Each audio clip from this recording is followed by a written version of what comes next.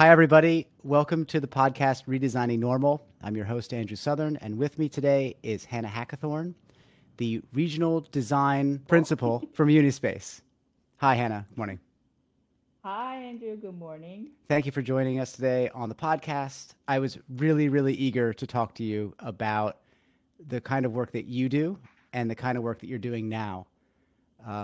First, could you tell us a little bit about yourself and about your role?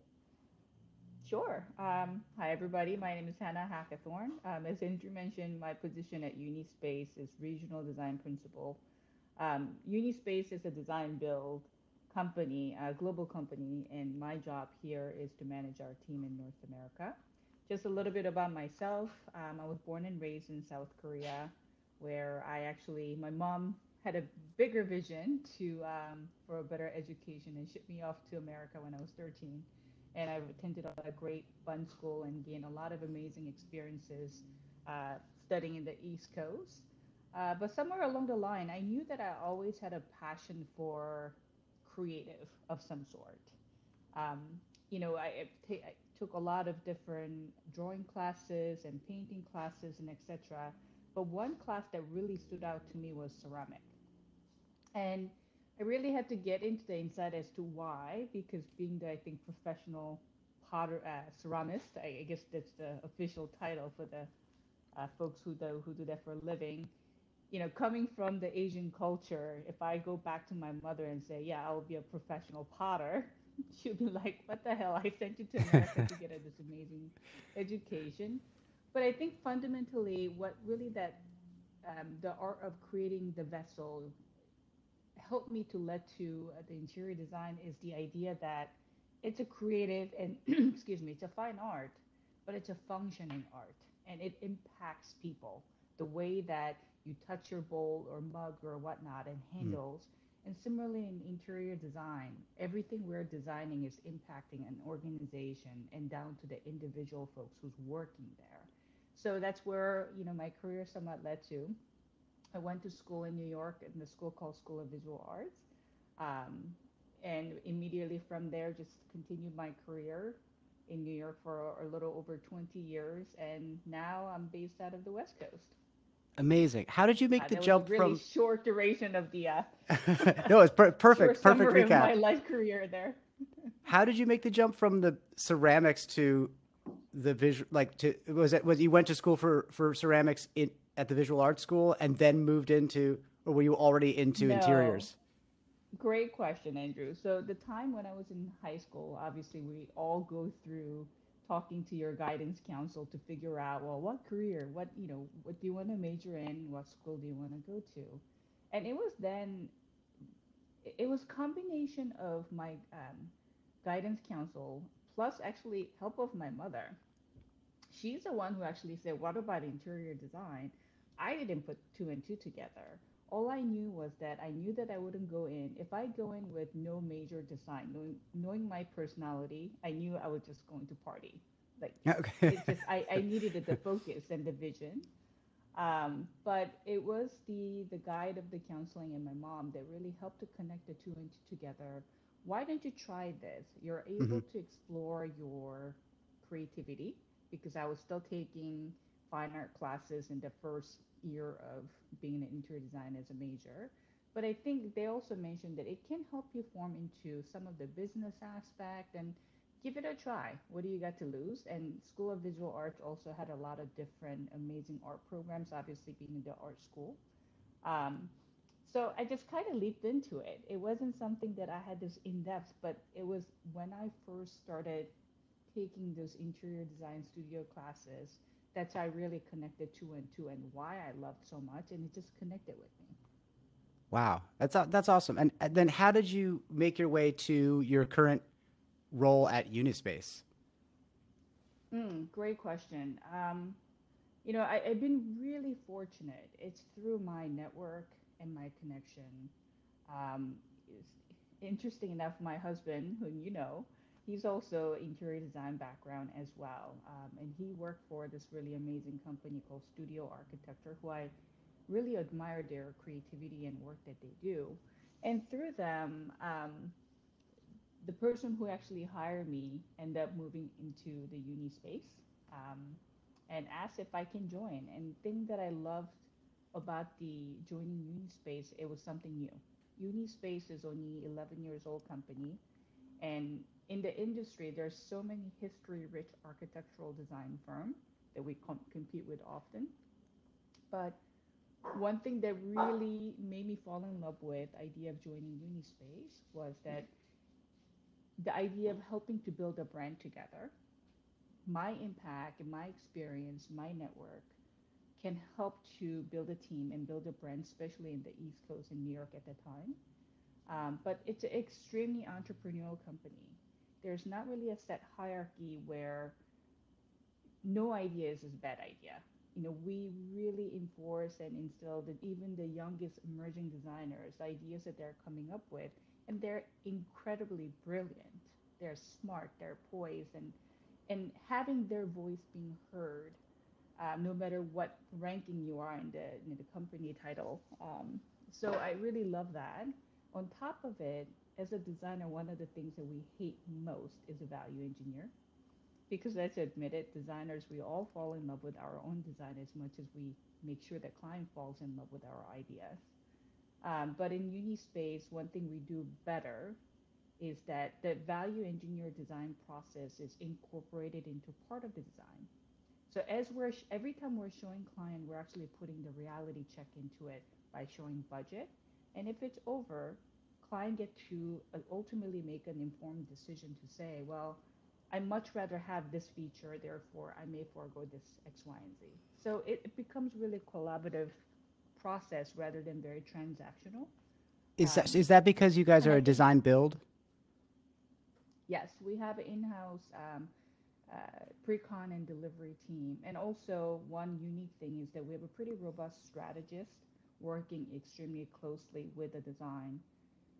I'm a true believer that discovery phase of the design, getting to know our client as much as possible is incredibly crucial. And often case we shortchange that process and just jump right into the design to come up with this beautiful space.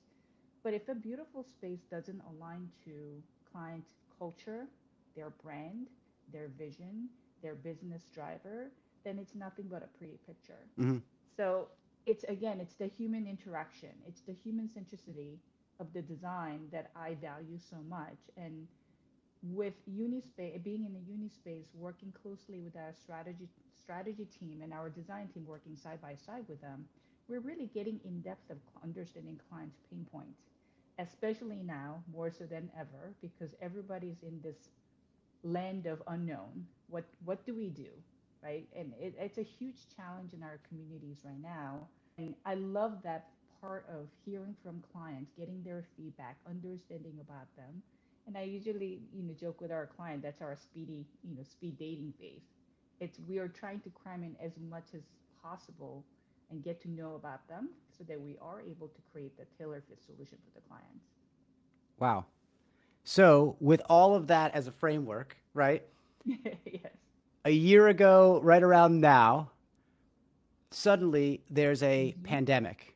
And I would Mm-hmm. imagine, some of the clients' discussions change from talking about the way things are looking to a lot about maybe how they're working. But you Mm-hmm. tell me, what has changed or what have you been hearing in the past year as people grapple with the idea of the current pandemic and also maybe thinking forward if they're making new spaces with you now, designing new spaces with you now, has that Mm-hmm. discussion changed at all? Absolutely. And I think it's been almost the evolution of the conversation as well since, let's say, last March. And I was talking to my team yesterday. Actually, last year, this time, I was actually still traveling for a client's meeting. And then I think next week of last year is when we actually, even in California, and us as a company decide to go 100% remote. When it first started, the conversation just stopped. Client just didn't know how to comprehend, and everybody was really focusing on, okay, so we now have to bring everybody, make sure that everybody is able to work remote. It was about the mode of implementation. Do we have a proper technology? Do we, is team able to work the way that they used to work when they're able to come in? The managers were struggling because now all of a sudden there was this forced trust that they got to build. Are my team able to really do, or are they really doing everything they said they're doing? So I would say first 3 months, the moment that we went lockdown mode,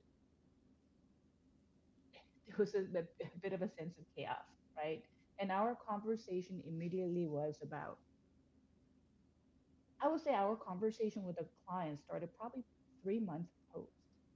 The first part was how do we make sure that, how can we help our clients and how can we help, um, frontline worker and trying to obtain as much as PPE as possible for them.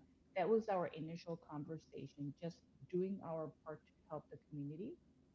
And then 3 months in, it was about, okay, so now you've deployed everybody to remote working. What now? And interesting enough, and you've seen very various spectrum of clients. There were a client who was already engaging and say, well, we might as well do something. And I think people are still optimistic that we were able to come back to work more immediately than we have been. So people are trying to think about, okay, it's about social distancing. How do we make sure that our current layout provide the 6 feet distance, putting a graphic marker for one-way directional, putting hand sanitizers throughout, even changing our hardware so that it becomes as touchless as possible. So that was the first part of the conversation. That movement has now changed into thinking about the future of the work. So here we are. And I think one of the biggest concern that we've heard from different clients was that one, are we still productive? Are people still able to go on and do their work? Hmm. The answer, surprisingly, we found was that yes, there was incredible amount of productivity. Actually, in certain instances, it improved. So we know that everybody can work remote. So what do we do with the office? Do we really need to have all this real estate? And I think there has been a lot of articles that's written out there. It's an extremely one-side position that, well, office is irrelevant now. We don't need offices. Yeah, of I course. Yep. It's incredibly naive to think that way because we all enjoy an aspect of be able to work from home. But one of the organizations are suffering right now is the culture. Because culture is not something you can just experience through a Zoom call or a team call. It's the human interaction, right? Being next to each other, ideate together, and scrum Hmm. together to come up with a solution. So we've gone through great, all working remote. Let's reduce the footprint to slowly having this conversation that, well, it's not really working 100%. While people are being productive, we're burning team out because people are unable to find their work life balance. And I'm guilty of that as well. My hour starts early and it goes late in the evening because of the convenience. So people are burning out because they aren't able to provide the work life balance. People aren't connecting that well. The sense of mentorship is disappearing because it's impossible to do this virtually. And while people are doing their work, we're now coming up with the bigger ideas and able to ideate together. So we're hearing a lot from our clients that we want to bring teams back. Okay. It may not be the same capacity as prior to COVID, but we want teams to be able to come back and build that culture, build the strength, build a sense of camaraderie, and most importantly, for them to ideate and innovate together. So we're rethinking the designing of the office. In the past, it was all about presenteeism, having open or workstation of individual client's choice. But rather than thinking only the individual workspace, we're providing, trying to be very diverse about different type of workspace for our clients' need. If they're able to do the focused, concentrated work at home, when they're coming into the office, there should be reason why they're coming into the office. A reason being that we're I figured the solution out, but I'm 90% there. I need to be able to brainstorm with my team to get to that 100%. I need a room that I can scribe on the wall. I need a technology to quickly be able to share my ideas up in the wall, and somewhere between of 4 to 6 people room where we can concentrate and ideate together, have a breakaway session, and then regroup. It's that Mhm. whole scrum, right?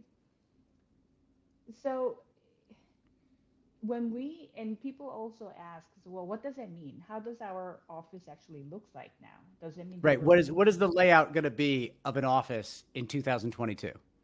Yeah, and it's a great question because that's an immediate thing. You want to be able to relate to what it feels like and compare them. Well, it doesn't mean that we're completely removing individual desks because I think we can't forget also those workers who don't have a proper home office. We are all guilty of, I have an 8 years old, and sometimes she'll interrupt my, team meeting, and it could be client meeting, or you're living in a small dwelling where you're sharing spaces. So we can't necessarily forget those workers who need actually place to come and work. And certain people work better in the office environment because they can concentrate and able to really separate their work and life. So you're still going to have those desk focus zone, but I think that very clear distinction of rows of benching, perhaps it may not be as apparent. We're not taking that away, we're reducing it perhaps, but able to provide more of those idea space or the scrum spaces of 4 to 6 people room, but also providing those individual focus space or room where people can go in and able to concentrate. Okay. I think one of the things that we can't forget about is in an open environment, it's not for all, right? There are people who are extrovert and there are people who are introvert. And we found that introvert actually suffer working in an open planning because they can concentrate and they can focus and they can't really get their productivity up. So I think having those focus pods, those focus room will be extremely valuable moving forward. Okay. Let me ask you another nitty gritty question. Um, Sure. in terms of helping people feel comfortable going back to those spaces, because there's always going to be there's people who are ready to go into the office right now. Hmm. They're dying to get back, right?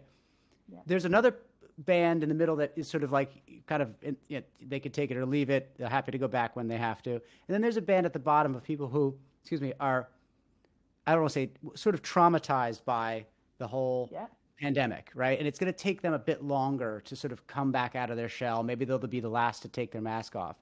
And I imagine Mm. that there's some materiality and some design that you might do in order to make those people feel comfortable, or visitors to feel comfortable coming to somebody else's office space. It's one thing to have Yeah. 100 people in an office and they all know the criteria, but you're still hosting others.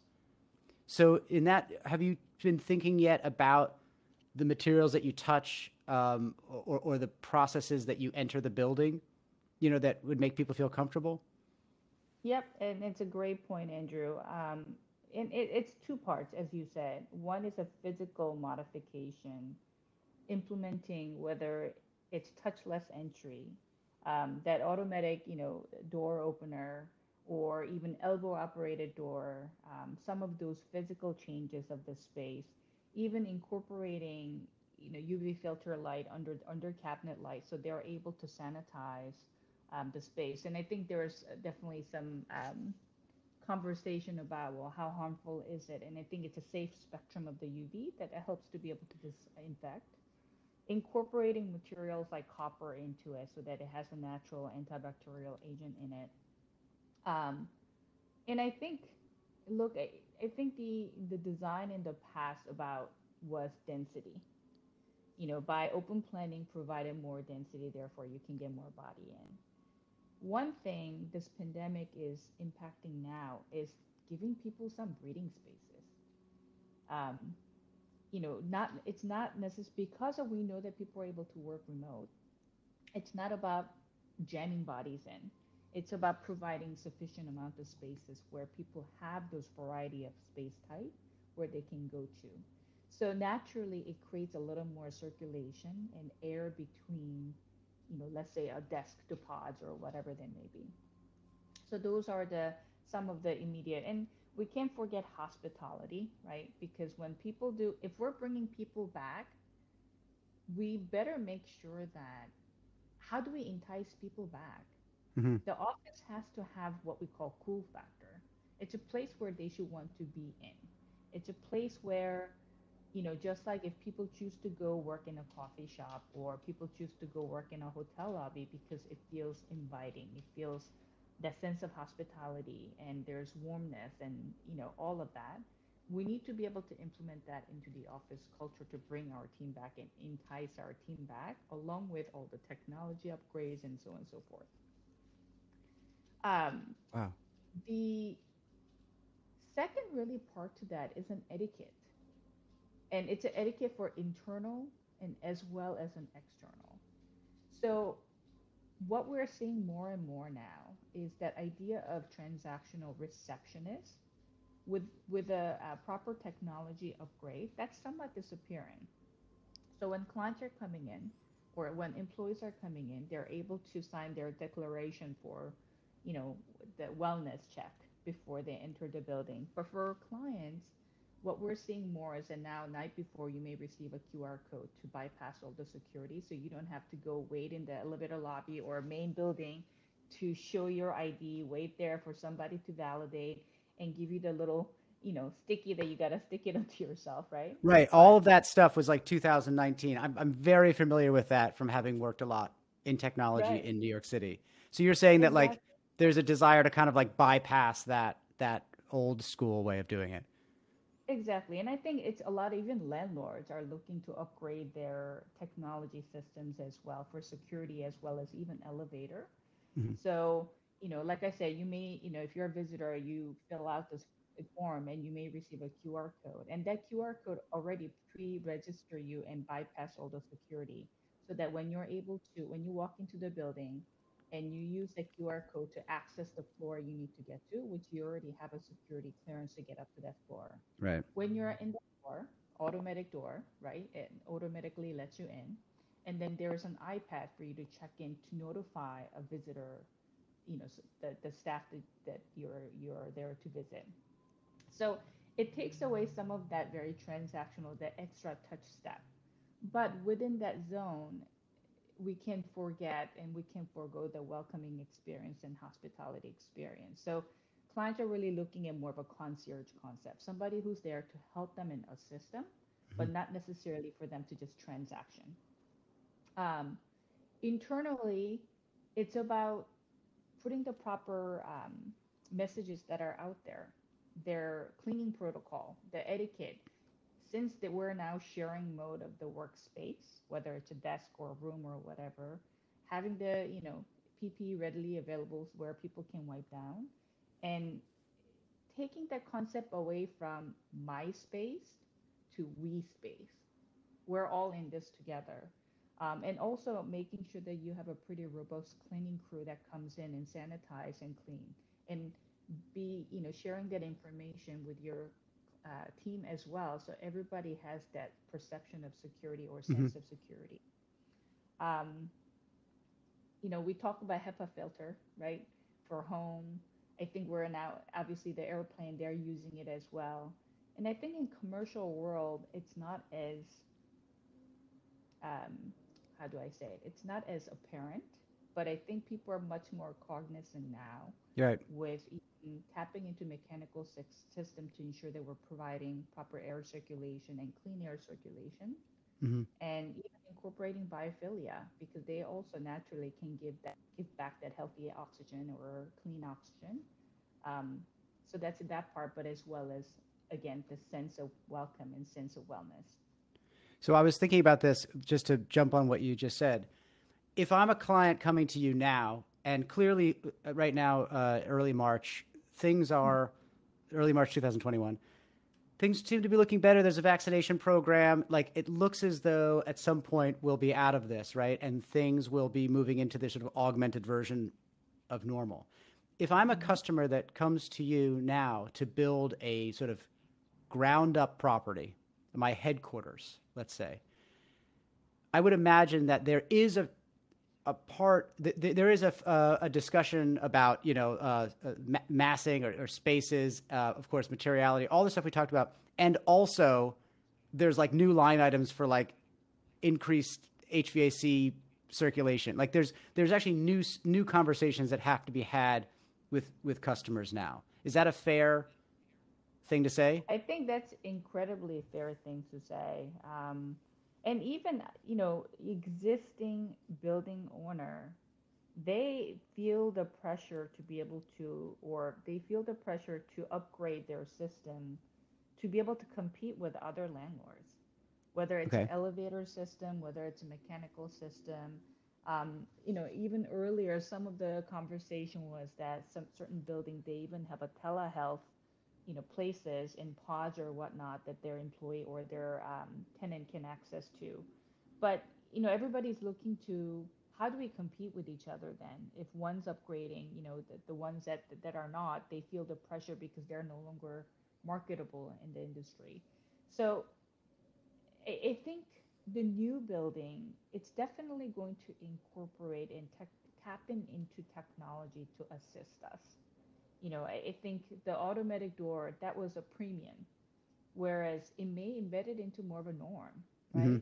Um, even the check-in system, the elevator system. I think smart elevator is something that we're using quite a bit. But just like I said, rather than punching into the floor that you're accessing after bypassing the security, are there more of those the visitor experience receiving QR code night before and just that much easier and seamless Right, transaction because that to QR code can sort of take you through the whole story right up to the door on the fifth floor of that particular business, right? exactly, Or if they have exactly, the whole building, it's even easier because it's their whole system. exactly. So I So think in the do you share the sorry, I'm sorry, do you share the same like feeling of doom and gloom? Uh, if you like you said, you read those articles and they say the corporate office is dead.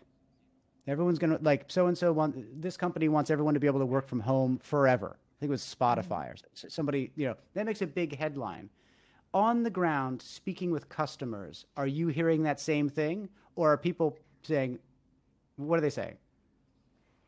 We're not hearing the office is dead. I think conversations are few where if it's a client that has a lot of real estate portfolio, they're definitely looking at ways to um, provide more efficiency by releasing a couple of floors back to the subtenant market or repositioning that space gain for other amenities that they perhaps didn't think of in the past. Whether it's think tank, whether it's learning seminar. A lot of tech companies, they're repositioning it, perhaps incorporating incubators within their organization to really be able to help those seed ideas of the startup world. Um, it's about the repositioning and redesigning those spaces. It's a lot easier for some of the organization that has multiple real estate or large portfolio, but the ones that has a, let's say floor or whatnot, it's hard for them to give that back in the subtenant market.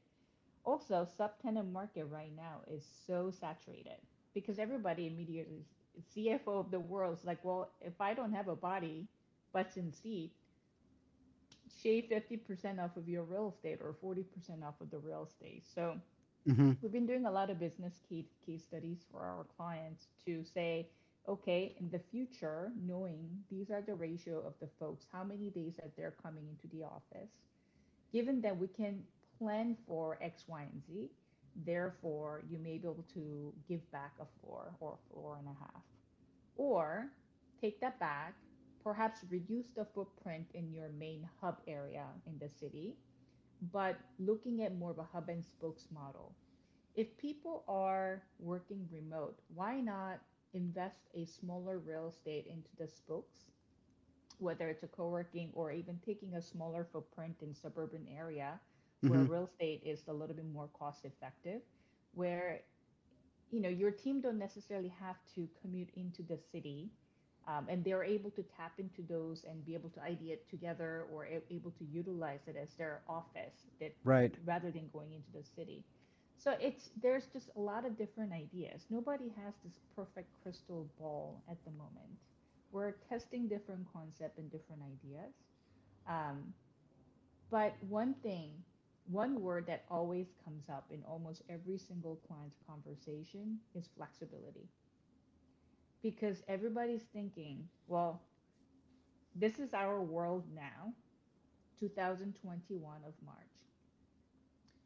6 months from now, a year from now, when all population, majority of population has been vaccinated, we're somewhat back to the normal world. What then? Do we feel that more people are gonna want to come in? Do we feel that Mm-hmm. we're gonna be able to? We have to shuffle these, spaces around to be able to accommodate more people. There's a great chance of that. Nobody has the crystal ball, so we don't know. But able to provide a design where we can flex as and grow as they go. That's been a really huge topic for most of our clients. What does that look like if I own a building in Chicago, or let's say I lease 5 floors in Chicago, and I come to you and I say I need flexibility. Well, I have a lease for 5 floors, right? Do you tell me to not release the floors? Like, what's your advice? Or do you say release 1 or 2 of the floors? We're gonna re-provision the 3 floors that you've got left, and we'll make a think tank. But in order to be flexible, we can get rid of the think tank a year from now and turn it into more spaces for butts and seats. Like, is that what you mean by flexible? Yes, to the certain degree, yes. Um, and there is no perfect answer. I mean, Okay. it's so very per client, the type of work that they do, as well as their culture. It could be that, yeah, give back a floor or two, and within your current spaces, we may have to increase the sharing ratio. Look, I think one thing I think most people are in agreement is that nobody's going to be, or most people are not going to be in the office 5 days a week. That presenteeism of having to go to work from 9 to 5 or 8:30 to 5:30, and that was part of our norm, right? I Mm-hmm. got up every day, I went to work, and that why? Because that's what I was supposed to do. Do I really have to be there? No, because I was in the meeting majority of my day, and I'm not interacting with a team who's physically sitting there. But to keep my job, that's what I felt that I had to do. Mm-hmm. That idea is gone. We know that people are able to do great work at home. So the idea that I think most people, most organizations are hearing 3 days in the office, 2 days home, or vice versa, depending on the individual's, personality and their skill set and their ranking in the organization. So I think we know that there are efficiency for sure than what we knew before COVID, but they may be able to share within or increase the ratio to everybody's only coming in 2 days a week and able to schedule it that way, or they're able to convert, okay, here are the chunks of large conference room we had. Well, in reality, what we really need was 4 people conference room, and quickly be able to divide them into two so that we're able to provide more of those smaller meeting spaces. So it just kind of for us in the design industry, thinking about the module, the ease of flexibility or modification by pre-thinking some of the infrastructures like mechanical, the lighting and the powers and whatnot, and pre-designing that so that all we have to do is build a wall in between. Mm-hmm. Sounds much simpler than what it really is, but some of those implications. Wow. I'm really struck by actually what you just, the last thing you've been talking about here about, like, I realize in your position at Unispace that you're at the center of a lot of different kinds of decisions, but I'm surprised about how much, I shouldn't be, about how much culture is in that decision making process, because there's a dollar and cents decision making process, there's a logistical process, there's a fear process, and then there's like just straight culture. Like, better work is done in teams for certain things. You know that's sort of proven. Other work is done fine remotely, right? Mm-hmm. And so that's super interesting that you guys are already on that, because I haven't really gotten there yet. I'm just thinking about that now, that protecting culture and helping it grow is just as important now as it was then. But now you've got this challenge that you have like a different set of space parameters. Yeah. Is that Yeah. fair to say? If you just saw my daughter just walk right by, I mean, this is part of the norm, right? I mean, it's I feel that, and there was an article I read about how people get so worked up about your kids popping in and out of the even Zoom call or a Teams Right. call. Because culturally, when we're in the office, and especially with the interaction with a client, it was meant to be that formal, right? You put your fronts on, you put your best self forward. Whereas now we're all in this together, and in certain way, the interaction between client and us or any other industry, it's that bringing back the human centric. We're all in this together. We're Yeah. all suffering together. We're all gonna thrive together. And I think that's the part that personally I am very thankful for. If there's any positivity we can get out of this pandemic that we're going through, I think we're very empathetic with each other, and that needs to be able to translate into the design as well. Wow. I think that's a really good place to wrap up, actually, Hannah. Thank you so much. This is I'm going to You're take very me like welcome. it's going to take me all day to like think through everything that you've said. I think it's brilliant. Thank you so much. You're very welcome.